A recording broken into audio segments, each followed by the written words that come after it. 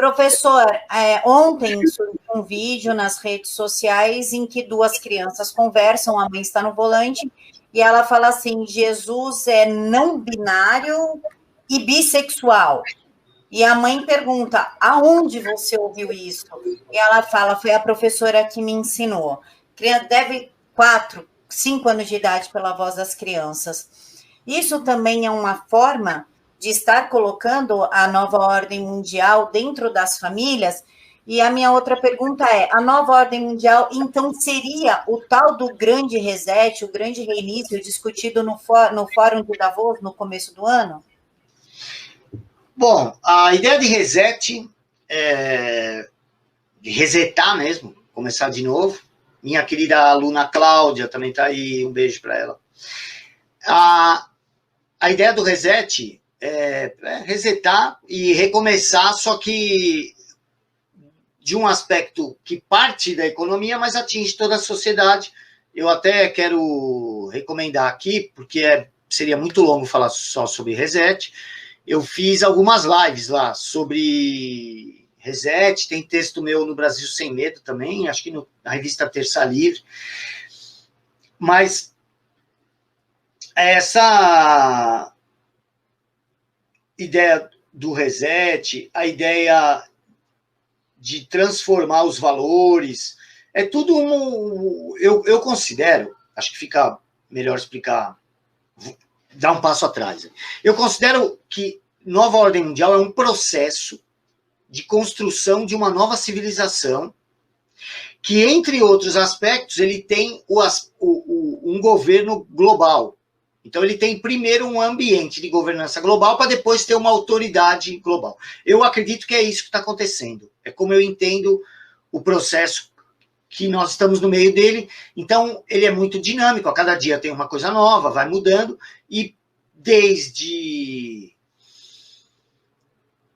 novembro, dezembro de 2019, o negócio mudou bastante desde que começa esse negócio na China. E, na verdade, um pouco antes, quando tem o evento, que foi a simulação do Event 201.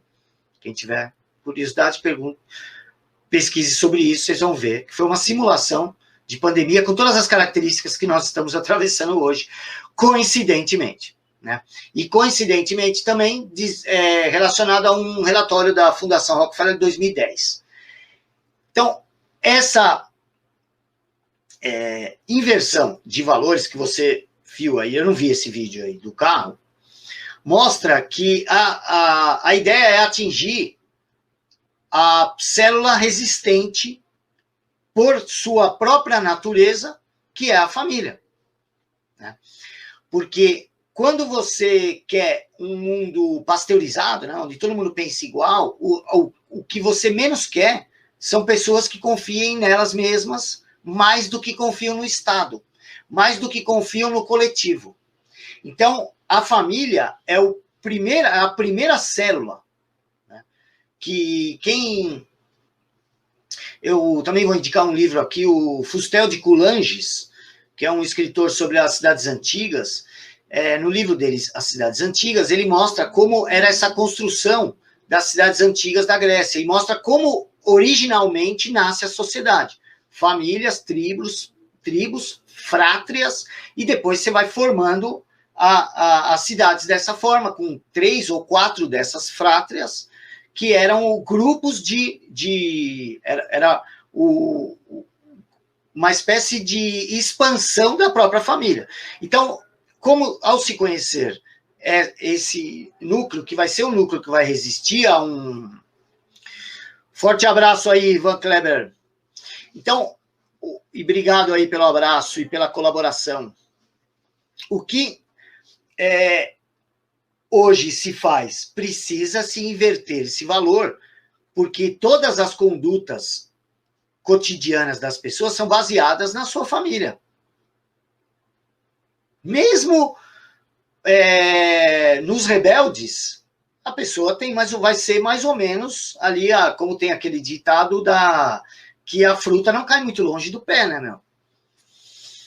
Então, a ideia de se unir, a ideia de confiança, a ideia de formar esses grupos não interessa a quem quer pregar um ambiente onde tudo é coletivo, onde todo mundo pensa mais ou menos igual.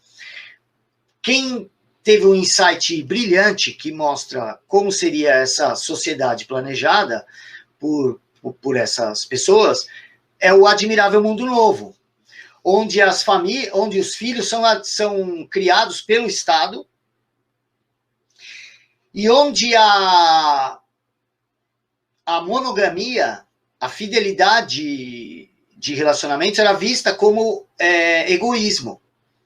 Então, ser solidário era ser polígamo, né? A poligamia era um ato de solidariedade, de coletivismo. Então, você mostra que o selvagem era o cara que não concordava com isso. Mas como assim? Então, a ideia das drogas, estava lá, o Soma, era obrigatório entregue pelo governo. A ideia da promiscuidade e a ideia do Estado cuidando dos seus filhos, que hoje todo governante fala, quando quer prometer algo que ele acha que é bom, ele fala em escola em tempo integral. Não é? Quem disse que escola em tempo integral? Não é? Quer transformar, eles querem doutrinar de qualquer jeito as crianças. E aí a gente lembra do 1984, do Revolução dos Bichos, do George Orwell, que os porcos sequestram os filhotes da cadela. E depois, quando eles voltam a aparecer no livro, eles se voltam contra a própria mãe.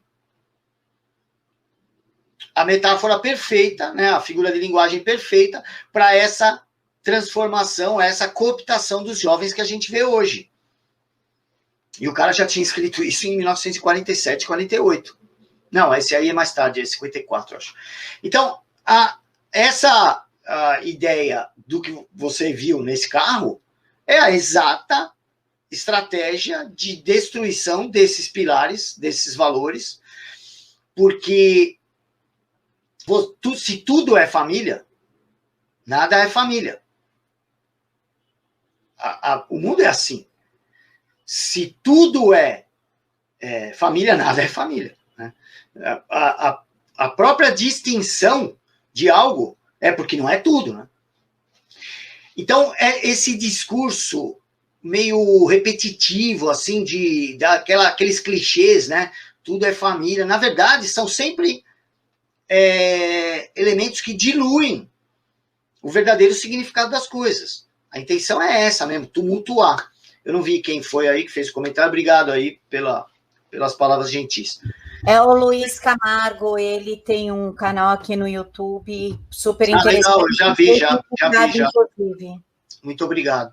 Então, o que eu penso é isso daí que você está vendo é algo que é o resultado daquelas ideias da escola de Frankfurt, principalmente do Herbert Marcuse, de aproveitar o marginal como agente revolucionário. O marginal aqui não é só bandido, é aquele que está à margem, né? Porque aqui no Brasil a palavra marginal se apegou muito a isso, por isso que eu faço essa... Não é? E aí o que acontece? Todo aquele que se sentir à margem da sociedade vai se sentir obrigatoriamente um revolucionário. E aí, como aumentar esse exército de revolucionários? Colocando todo mundo à margem. Entendeu? Então você promove o banditismo, você promove as relações não convencionais, você promove tudo aquilo que não é normal na sociedade. Então eles vão escolher atrizes de Hollywood, tem que ser aquela bem incomum na sociedade. Então você veja que os últimos ídolos, desde isso a gente pode ir até a década de 50, começam a ser destacados nessa puta máquina de fazer fama, de fazer os líderes, seja do ponto de vista político ou do ponto de vista cultural. Essa máquina começa a destacar quem? Os incomuns, os exóticos. Aqueles caras que na escola eram os caras bizarros, né? Então você veja como são, por exemplo, os artistas. São os caras mais estranhos que tem. E aí, eu trabalhei com música, trabalhei bastante com evento, então com muito artista, trabalhei bastante com música, de vários estilos, e não é assim o normal. Não é a maioria que é esquisito. Não é. É que só se destacam os esquisitos, entendeu? Então não importa mais a qualidade do material que eles estão mostrando, mas a exoticidade do personagem. Vou dar um exemplo real de como isso começa na mídia, na cultura de massa, com a chegada da MTV. Eu citei esse exemplo no meu livro Brasil, a Nova Ordem Mundial, porque me marcou na época. Existia um cantor, os mais velhos vão lembrar, que fez muito sucesso, chamado Christopher Cross. Fazia uns pop rock meio românticos, assim, e ele sempre foi visto como um sujeito brilhante. Ele compunha, ele tocava, ele cantava, ele escrevia letra, ele mesmo produzia. Tocou até com o Deep Purple, assim, ele era respeitado por todas as áreas da música, e já tinha disco de platina, disco de ouro, um monte de... Olha lá, o Renato Ramos já lembrou de uma música, Sailing, tem um monte aí, Ride Like the Wind. Ele fez um monte de música que ficava em primeiro lugar. Então o cara era a grande estrela. Quando começou a MTV, ele era um cara barrigudo, um cara comum, assim, parecia um sujeito que você entra no mercado e tá atrás do balcão, entendeu? Um sujeito normal. E isso, chegaram para ele e falaram, não pode, não se enquadra ao esquema da MTV. Tiraram o clipe, os clipes dele não eram clipes. Ele tocava. Era ele com a banda tocando. O que o cara se preocupava era com a música. Esse cara foi banido da MTV, e como a MTV na época se transformou numa espécie de iluminação, assim, né, pro resto, que aí o resto do mundo começou a copiar aquela porcaria, a porcaria se alastrou e ninguém mais precisa tocar nada. Então, empesteou de vez, porque antes a menina para cantar tinha que ser bonita, tal, abrir a porta, mas tinha que ter voz, né, meu? Aí, pós-MTV, acabou isso, porque passou a ser só imagem. Porque o que é mais importante não era mais o artista em si, mas tudo que o envolvia, principalmente no clipe. E aí nós chegamos a essa bizarrice de ser os artistas mais famosos do mundo uma sujeita que está perto do retardo mental, como essa Lady Gaga, entendeu?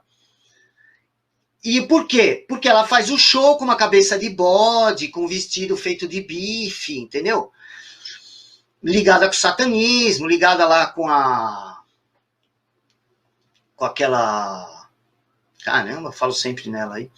Com aquela satanista lá, queridinha do Bill Gates também. Então, a Marina Abramovic, lembrei. Então, a Lady Gaga foi produzida pela Marina Abramovic. E aí você vê, isso virou a arte. Então, por quê? Porque eles querem mudar a cabeça. Imagina a molecada que tem a imagem, né, de um ídolo, assim, a Lady Gaga. Né? Vai ver, imagina ela tem a imagem, com aquela imagem daquele imbecil do Marilyn Manson. Entendeu? Então, veja, são os caras que são destacados, são os mais bizarros. Você acha que não tem ninguém que canta melhor que a Lady Gaga por aí? Lógico que tem. Então, e por que não alcançou? Aí aqui no Brasil a gente tem a Anitta. E aí vocês acham coincidência? Foi a revista Time, né, que deu destaque a ela como personalidade. Mas é lógico, eles querem tornar a gente vulgar mesmo. Quer que a gente fique no lixo, no esgoto. Então, é tudo isso que vai ser promovido. Inclusive, esses valores que essas crianças ouviram no carro. Eu dei toda essa volta para falar isso, mas é porque senão fica parecendo que está solto no ar. Essa fala que você viu aí no vídeo, eu não vi, corresponde à consequência de todo esse processo de inversão de valores que a gente vive nas últimas décadas. Inclusive, professora, o YouTube promoveu a Anitta como as 5 personalidades de política. Política? Anitta, tipo, quê? E ela tá como uma das 5 maiores influências de política no YouTube.